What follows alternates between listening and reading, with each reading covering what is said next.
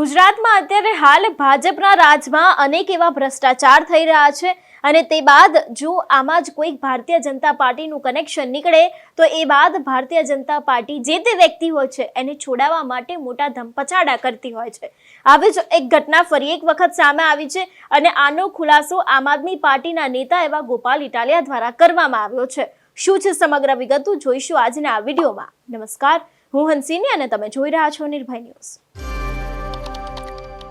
ગુજરાતમાં અત્યારે હાલ ભારતીય જનતા પાર્ટીનું રાજ ચાલી રહ્યું છે અને એ પ્રમાણે રાજ ચાલી રહ્યું છે કે કોઈ પણ ભ્રષ્ટાચાર પકડાય અથવા તો પછી કોઈ પણ ઘટના બને એમાં તમારું કનેક્શન ભારતીય જનતા પાર્ટી સાથે હશે તો કદાચ તમારા ઉપર કોઈ જ કાયદેસરની કાર્યવાહી નહીં કરવામાં આવે અને જો કદાચ કોઈ પણ નાની મોટી કાર્યવાહી થઈ હશે તો એ બાદ તમારું કામ છે તે ફરી એક વખત શરૂ થઈ જશે। આવી જ ઘટનાને લઈને ગોપાલ ઇટાલિયા મેદાને આવ્યા છે। તેમના દ્વારા સોશિયલ મીડિયામાં એક ન્યૂઝપેપરનો અહેવાલ છે તેને બતાવવામાં આવ્યો છે અને ખાસ કરીને એને જ વિષયને લઈને એમના દ્વારા ભારતીય જનતા પાર્ટી ઉપર કટાક્ષ પણ કરવામાં આવ્યો છે। સૌથી પહેલા તો કટાક્ષને વાંચી લઈએ ને એ બાદ આજે પેપરનું કટિંગ છે તેમાં ગોપાલ ઇટાલિયા દ્વારા શું લખવામાં આવ્યું છે અને કઈ મોટી વાત કરવામાં આવી છે તે દરેક વાત પણ કરીશું। આ પોસ્ટ તમે જોઈ રહ્યા છો તે ગોપાલ ઇટાલિયા દ્વારા કરવામાં આવી છે થોડા સમય અગાઉ અને ખાસ કરીને અહીં લખવામાં આવ્યું છે કે પોતાનો આત્મા જગાડો અને ભાજપી ટોળકીને ઓળખો। અત્યાર સુધી ગોપાલ ઇટાલિયા અવારનવાર ભાજપના ઉપર આક્ષેપો કરતા હોય છે પરંતુ અત્યારે હાલ તેમના દ્વારા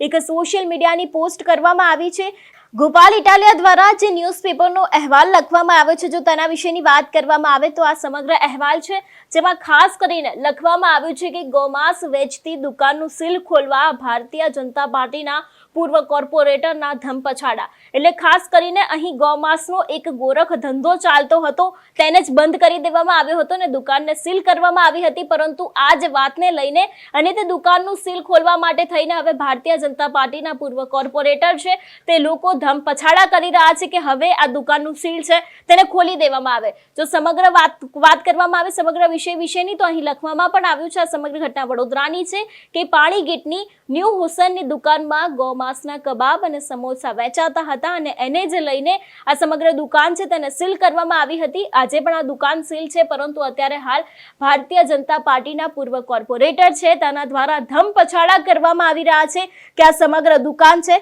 તેને ખોલી દેવામાં આવે। અત્યાર સુધી આપણે અનેક એવા ભ્રષ્ટાચાર જોતા આવ્યા છે અનેક એવા કાંડ જોતા આવ્યા છે કે જેમાં ભારતીય જનતા પાર્ટીના નેતાઓનો ક્યાંક ને ક્યાંક સમાવેશ થતો હોય છે પરંતુ અત્યારે હાલ ભારતીય જનતા પાર્ટીનું કનેક્શન જે તે વ્યક્તિઓ સાથે છે તે વ્યક્તિઓ પણ અત્યારે હાલ તેમની મદદ લઈ રહ્યા હોય એવું પણ લાગી રહ્યું છે અને ખાસ કરીને પૂર્વ કોર્પોરેટર હોય છે અથવા તો પછી ભારતીય જનતા પાર્ટીના નેતાઓમાં કોઈ પણ પાર્ટીમાં સામાન્ય હોદ્દો ધરાવતા વ્યક્તિ હોય છે તે પણ અત્યારે હાલ ગુજરાતમાં પોતાની દમન નીતિ ચલાવતા હોય એવું લાગી રહ્યું છે। ગૌમાંસ વેચવું એક ગેરકાયદેસર વાત છે। આપણામાં ગાય માતાને માતા માનવામાં આવે છે તેમ છતાં પણ આવો ધંધો ચાલવામાં આવતો હોય છે અને આ જ દુકાનને ખોલાવવા માટે દુકાન સીલ થઈ ગયેલી છે। હાલમાં પણ આ દુકાન સીલ છે પરંતુ તેને ખોલવા માટે થઈને ભારતીય જનતા પાર્ટીના પૂર્વ કોર્પોરેટર છે તેમના દ્વારા કહેવામાં આવી રહ્યું છે